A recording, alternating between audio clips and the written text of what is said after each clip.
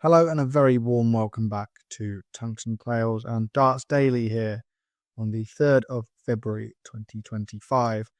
And today we're going to have a little look back at the PDC World Masters, the first PDC World Masters of this kind, the revamped tournament, of course, sponsored by Winmau. We're going to look at what happened throughout the 4 days down in Milton Keynes and all the changes that has made to the PDC Order of Merit. A couple of names, a couple of players on the up, and a couple on the way down. So we'll jump into the tournament itself first of all. And obviously Luke Humphries claimed victory last night. We were there for all 4 days of the tournament, speaking to the players following their victories, including Humphries and Jonny Clayton, who was kind enough to lend his time following the defeat in that final leg to Humphries. A very painful defeat it must have been as well for the Welshman, but great to see him on his way back up. But Humphries, the champion, he had a pretty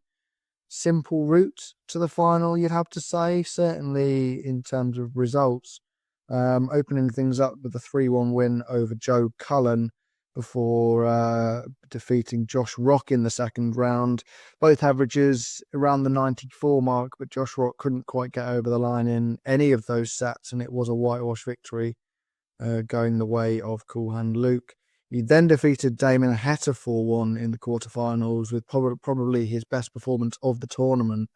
104 average in that one, and with the tie sort of set at one set all, one leg all, Humphries really accelerated in the second half of that game and got the job done over Humphries. He then had to defeat Danny Noppert, who had previously knocked out the reigning champion Stephen Bunting in the quarterfinals. A very similar fashion really to the Damon Heta game. Noppert controlled the early proceedings. He was 2-0 up on that one, but the following 5 sets were all won by Humphries, and only one leg during those 5 sets was won by Danny Noppert, and so he progressed to the final, where he would face Jonny Clayton, and his route to the final looked a little bit like this. The performance of the weekend, the performance of the tournament coming in the opening round for Clayton, as he averaged 112.777 in defeating Martin Schindler before coming through a tough tie with Ryan Searle in the second round. He then had Luke Littler in the opposite corner in the quarterfinals, and Luke Littler was superb throughout that game. I averaged 108.50, Clayton 103.96. But the crucial moments went the way of the Welshman in that one. It was a victory for Jonny Clayton 4-2. And you have to say, there never really looked like a time that Luke Littler was going to win that match.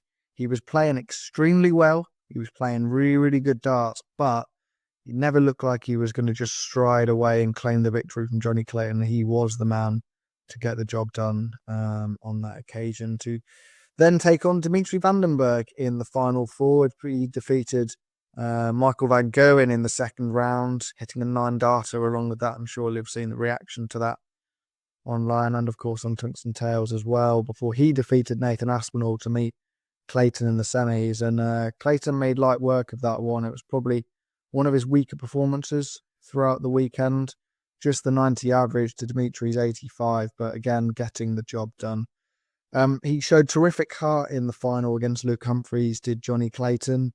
It was 5-2 down, managed to roar back and make it 5-all, and not really through any of Humphries' bad play. He was still on it. He was missing the occasional double, but Clayton really pressed on the accelerator in that one and took us to a final set, and then even a deciding leg with which Luke Humphries did manage to edge over the line. So that adds to his title back in Minehead in November at the Players' Championship Finals.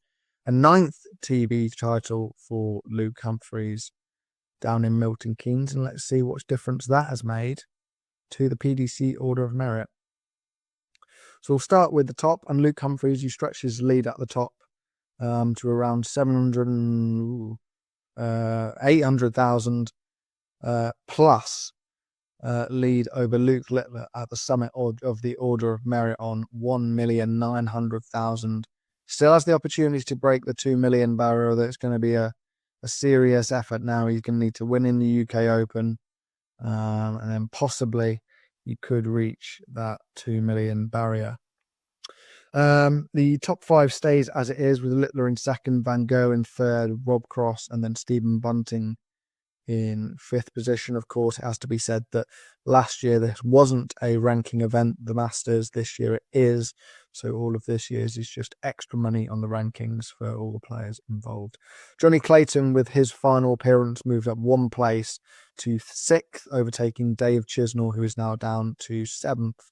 Nathan Aspinall moves up into the top 10, courtesy of his quarter-final appearance, just short of the £500,000 mark over the 2-year period, with Danny Nopper also moving up a place into 12th.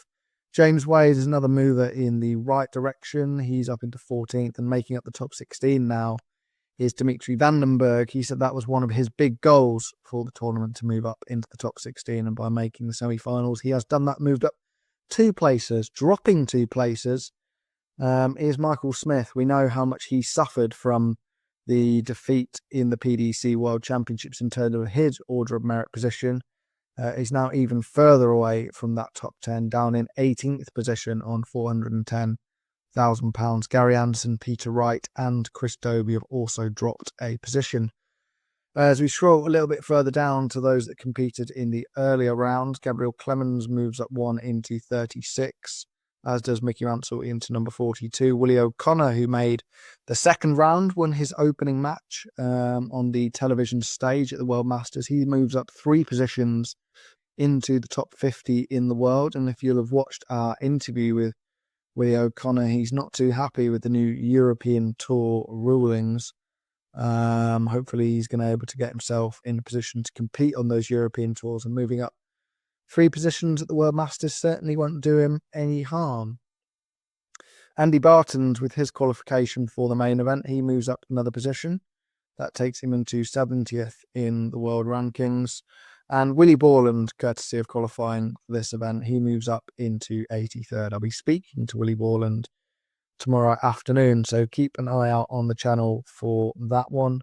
Other movers and shakers, Martin Dracht down a couple of places, George Killington down a couple of places, Nathan Rafferty, who wasn't able to make the qualifier on the Wednesday, he moves out down a place as well, but fairly limited with the amount of movement in the lower half of the order of merit, but a couple of big movers at the top, with Dimitri and Jonny Clayton both moving up respective rankings to 16th and 6th. So if you enjoyed everything you saw at the Winmau World Masters over here on Tungsten Tales, all the exclusive interviews that we brought you, make sure you're subscribed to the channel to make sure you never miss any of those. Hit a like. It's always really appreciated seeing the positive feedback from you guys. And if you've not followed us over on TikTok, we live stream pretty much every day these Darts Daily episodes, and you can catch them just a little bit earlier than they go out on YouTube. Thank you very much for tuning in once again to Darts Daily here on Tungsten Tales, and we'll see you tomorrow for more Darts Daily content.